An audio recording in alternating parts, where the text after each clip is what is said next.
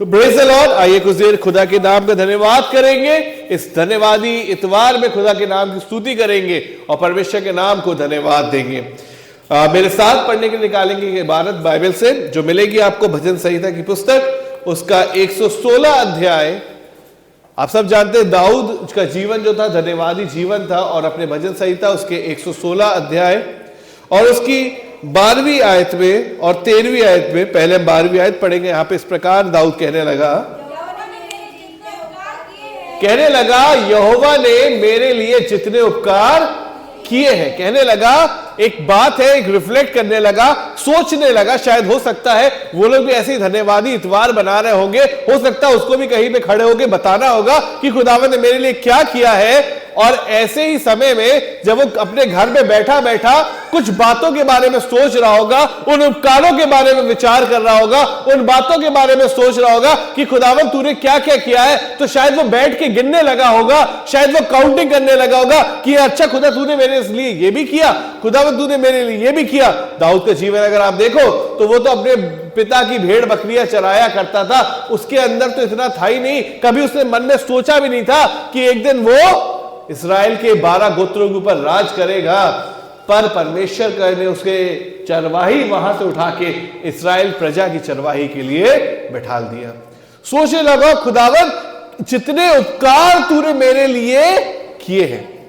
कहने लगा यहोवा ने मेरे लिए जितने उपकार किए हैं। कई बार आप और हमको भी बैठकर, कोई बार हमको और आपको भी बैठकर सोचा चाहिए कि खुदावंद कितने उपकार तूने मेरे लिए किए हैं। और पता है परमेश्वर उपकार करता है एंड ही डजंट सीज कि आपने क्या किया है। वो ऐसा पिता है आपका जो आपके ऊपर उपकार करता है बाएवज इसके कि आपने या हमने कैसा जीवन जिया है, हमने और आपने क्या किया है। उसकी जो विश्वास योग्यता है ना, वो आपके और हमारे साथ बनी रहती है। It is for ever similarly, जैसी आपकी पहले थी उसकी विश्वास योग्यता हमारे साथ वो बनी रहती है। मैं एक छोटा सा एग्जाम्पल आपको देना चाहूंगा। इस्राएली प्रजा को जब मिस्र देश की गुलामी से परमेश्वर निकाल के लेके आया, तो रास्ते में निकलने के बाद थोड़े समय तो ठीक था, उसके बाद वो बड़बड़ाने लगे। अरे मिस्र में कब्रें ना थी तो हमको यहां मरने के लिए ले आया। अरे वहां हमें कम से कम काम करने के बाद रोटी तो मिल जाती थी, यहां तो हमें कुछ नहीं मिलता, तू तो मरुभूमि में ले आया। अरे हमें मारना चाहता है क्या? अरे हमारे लिए क्या करा? खुदा के लोगों, गुलामी का जीवन जी रहे थे, वहां से निकाल के खुदावंद आज तुमको आजादी की तरफ ले जा रहा है, उस कनान देश की तरफ ले जा रहा है। फिर भी लगे हो बड़बड़ाने में, फिर भी लगे हो बकवास करने में, कहने में लगे हो कि परमेश्वर तूने हमारे लिए क्या किया। परमेश्वर वचन बताता है इसके बावजूद, अगर आप पढ़ोगे निर्गमन उसका 16 अध्याय उसकी 4 और 5वीं आयत, वहां पे लिखा हुआ हैगा, निर्गमन की पुस्तक उसका 16 अध्याय और उसकी 4 और 5वीं आयत जी। तब यहोवा ने मूसा से कहा जी, देखो मैं तुम लोगों के लिए कह रहा आकाश से भोजन वस्तु बरसाऊंगा। अरे ऐसा खाना दे रहा है जो तुमने क्या, तुम्हारे बाप दादाओं ने, तुम्हारे पूर्वजों में से किसी ने भी नहीं खाया होगा।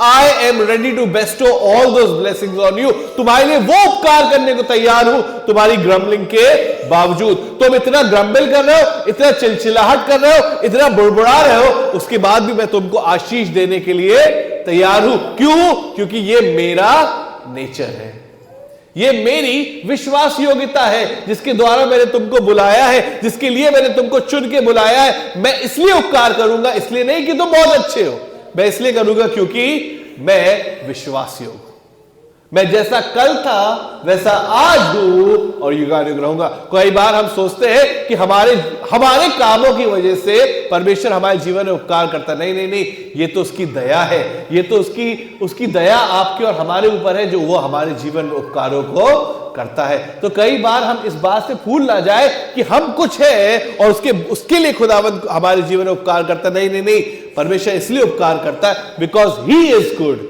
वो भला है और वो अपनी भलाई को हमारे ऊपर प्रकट करता है। और आगे इसमें लिखा हुआ है, कहने लगा यहोवा ने मेरे लिए जितने उपकार किए हैं, उसके आगे क्या लिखने लगा, और ये लोग प्रतिदिन बाहर जाकर नहीं, हम वापस आ जाएंगे भजन संहिता उसके 116 अध्याय में और उसकी 12वीं आयत में यहां लिखा है, यहोवा ने मेरे लिए जितने उपकार किए हैं बदला मैं उसको क्या दूं? कहने लगा उनका बदला मैं उसे क्या दूं। एक बात सोचने लगा, जब उसने सोचा कि यार खुदावन, जब मैं चाहता भी नहीं था राजा बनना, तूने मुझे राजा बना दिया, तूने इतने उपकार मेरे ऊपर किए हैं, मुझे शाऊल की पूरी सेना से बचा के तू जंगलों में लिए फिरा, खुदावन कैसे तूने मुझे बचाया, कैसे तूने मुझे ठीक रखा, खुदावन इतने सारे उपकार जो तूने मेरे जीवन में करे हैं उनका बदला मैं तुझे क्या दूं। कई बार आप और हम भी सोचते हैं ना कि परमेश्वर ने मेरे लिए जो कुछ किया है उसके बदले में मैं खुदावन के लिए क्या करूं, क्या करूं, क्या करूं। पता है इस्राएली प्रजा क्या करते थे? मेरे साथ पढ़े लय व्यवस्था की पुस्तक उसका 7 अध्याय, लय व्यवस्था की पुस्तक उसका 7 अध्याय और उसकी 12वीं आयत, यहां पे इस प्रकार लिखा है, यदि वह उसे धन्यवाद के लिए चढ़ाए तो धन्यवाद बलि के साथ तेल से सने। कहने लगा क्या करो? धन्यवाद बलि के रूप में चढ़ाओ। आज जब यहां इकट्ठे हैं तो हम इसलिए यहां इकट्ठे हैं ताकि हम खुदावंद के सामने अपने धन्यवाद के बलिदानों को चढ़ा सके। खुदावंद ने हमेशा से ये बात चाही है, ना केवल आज चाहिए है, ना ही ये कोई न्यू एज का ट्रेडिशन है, ना कि ये सिर्फ पैरा चर्चेस जो है, पेंटिकॉस्टल चर्चेस है, उनका ही ट्रेडिशन है कि गवाही दी जाए, धन्यवाद आके बोला जाए। ये सब बेकार की बातें हैं। परमेश्वर ने तो उस समय से जब इस्राएल को मिस्र देश की गुलामी से निकाल के ले आया तब से चाहा है कि उसके लोग क्या करें? धन्यवाद की बलिदान चढ़ाए, धन्यवाद बलि चढ़ाए। आज खुदा के लोगों, अगर आज आप सामने आके खुदावन के सामने धन्यवाद बलि को नहीं चढ़ाते हैं तो कहीं ना कहीं आप और हम अपने जीवन में खुदावन की उस व्यवस्था को कहीं ना कहीं कम छोड़ देते हैं। परमेश्वर चाहता है कि आप धन्यवाद दो। अरे परमेश्वर तो परमेश्वर है। आप खुद सोच के देखो, आप किसी को, एक बच्चे को एक टॉफी दोगे या चॉकलेट दोगे और अगर उसने लेके मुस्कुराता हुआ दांत निकालता हुआ वहां से चला गया, आप कहोगे कितना बदतमीज बच्चा है, इसके माँ बाप ने इसे कुछ सिखाया नहीं, थैंक यू नहीं बोला इसने मुझे। बोलोगे ना? बोलोगे ना? आप और हम मनुष्य होके चाहते हैं कि जब हम किसी के लिए कुछ करें तो एटलीस्ट वो हमसे क्या बोले? थैंक यू बोले, धन्यवाद बोले। तो जब साल भर खुदावंद ने हमको आशीष और बरकतें दी है तो don't you think God deserves, परमेश्वर भी इस बात को चाहता है कि आप और हम धन्यवाद बोले, आप और हम धन्यवाद बलिदान चढ़ाए। क्योंकि सब कुछ आंख के देख लिया था दाऊद ने, आकाश उसका है, तारागण उसके है, जमीन और जो कुछ उसमें पाया जाता है सब कुछ उसका है, जो कुछ मनुष्य के पास है सब कुछ उसका है, मनुष्य की सांसें भी तो परमेश्वर की है। हम मनुष्य परमेश्वर को और क्या दे सकते हैं? क्या बलिदान करके चढ़ा सकते हैं? तो वो कहने लगा धन्यवाद का बलिदान चढ़ाने वाला मेरी महिमा करता है। सिर्फ एक ही तरीका है खुदावंद की महिमा करने का, उसके उस उपकारों के लिए उसको थैंक यू करने का, और वो ये है कि हम उसका धन्यवाद कर सके। God want you to thank him, right? क्या चाहता है परमेश्वर? आप उसको थैंक यू बोले। Can we all say together thank you Lord? परमेश्वर तेरा धन्यवाद हो, पिता तेरा धन्यवाद करते हैं। और मैं आपको बताना चाहता हूं, बाप आपसे बहुत खुश होता है जब आप उसका धन्यवाद करते हैं। जब पता है अच्छी सिचुएशन में तो जब सब कुछ बहुत अच्छा रहा है शायद धन्यवाद किया जा सकता है, पर जब चीजें खराब हो जाती हैं और तब भी जब आप धन्यवाद करते हो ना तो परमेश्वर बहुत खुश होता है। पता है विकट परिस्थितियां जीवन में इसलिए आती हैं क्योंकि खुदावन चाहता है टेस्ट करना कि क्या आप उस समय भी धन्यवाद में लगे हुए हो। और अगर आप उस समय भी धन्यवाद करते हो ना तो खुदा आपको रिवॉर्ड देता है। बहन ने बताया, अभी गवाही दे रही थी, कह रही थी कि मेरा बच्चा खो गया, इस साल नहीं हो पाया, पर उसके बाद भी उन्होंने धन्यवाद दिया। मैं बताना चाहता हूँ बहन, खुदा तुझे इस वर्ष बच्चे से जरूर नवाजेगा, खुदा तेरे मुरादों को पूरी जरूर करेगा। और इस बात को भविष्यवाणी के तौर पे अपने साथ रख लेना कि परमेश्वर अगले साल तुझको फिर गवाही का मौका जरूर देगा। परमेश्वर का धन्यवाद करते हैं। परमेश्वर बहुत महान और सच्चा पिता हमारा, और सच बात है परमेश्वर के जितने उपकार उसने हमारे जीवन में किए उनका बदला मैं उसको क्या दूं, क्या कर सकते, सिर्फ और सिर्फ धन्यवाद कर सकते। और इसीलिए वहां पे 13वीं आयत में दाऊद अगली आयत में 12वां आयत के बाद 13वीं आयत में कहने लगा, क्या कहने लगा जी? कहने लगा मैं उद्धार का कटोरा उठाकर,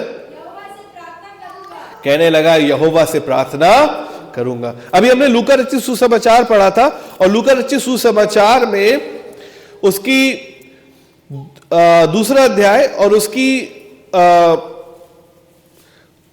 29 आयत में और 30 आयत में वहां पे जो शमौन नाम एक मनुष्य है जो धर्मी और भक्त था और परमेश्वर के भवन में रहा करता था, और उसे परमेश्वर की पवित्र आत्मा ने वाचा डाली थी कि जब तक तू मसीह को ना देख लेगा मृत्यु को ना चखेगा। और पता है जब वो यीशु मसीह को गोद में लेता है तो एक बात को कहता है, अगर आप इसकी 29वीं आयत पढ़ेंगे तो वहां लिखा है,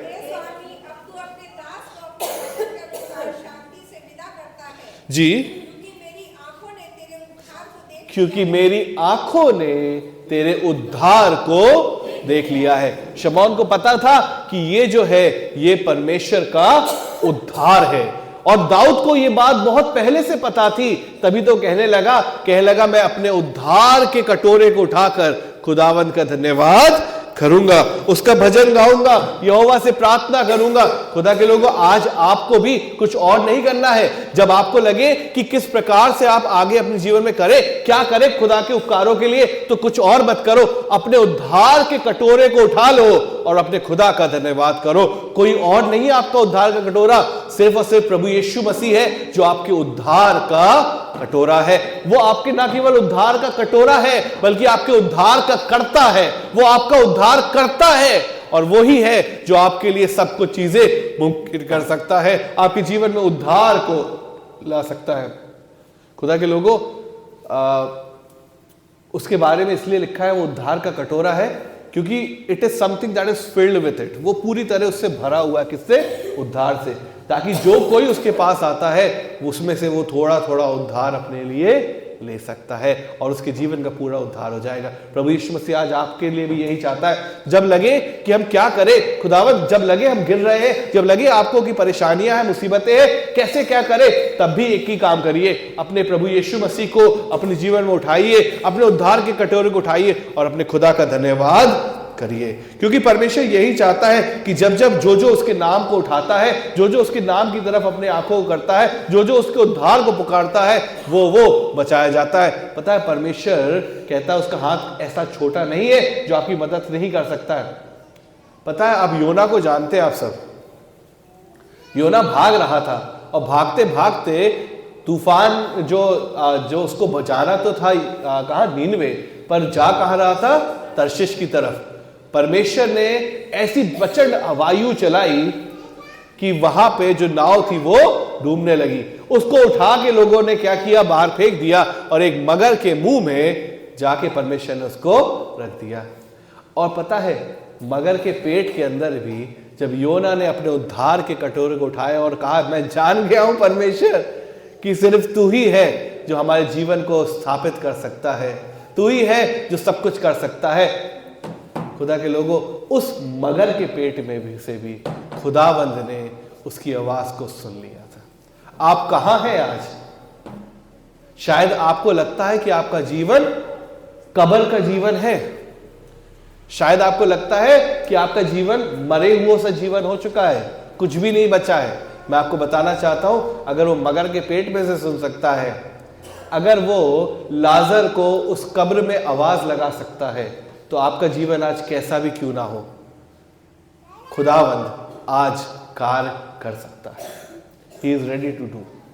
बस जरूरत इस बात की है कि अपने उद्धार के कटोरे को उठा ले और अपने खुदा का धन्यवाद करें, क्योंकि जब जब आप अपने उद्धार के कटोरे को उठाओगे, खुदावंद आपके जीवन में बहुतायत की आशीषें और बरकतें बरसाएगा। परमेश्वर आज आपको चाहता है कि आप अपने उद्धार के कटोरे को उठा के उसका धन्यवाद करें, उसकी स्तुति करें, उसकी प्रशंसा करें और परमेश्वर बहुतायत से आपको आशीष देगा। आइए हम अपने आंखों को बंद करें और प्रार्थना करेंगे। खुदावन परमेश्वर, प्रभु यीशु मसीह, हम धन्यवाद देते हैं खुदावन कि तूने हमारे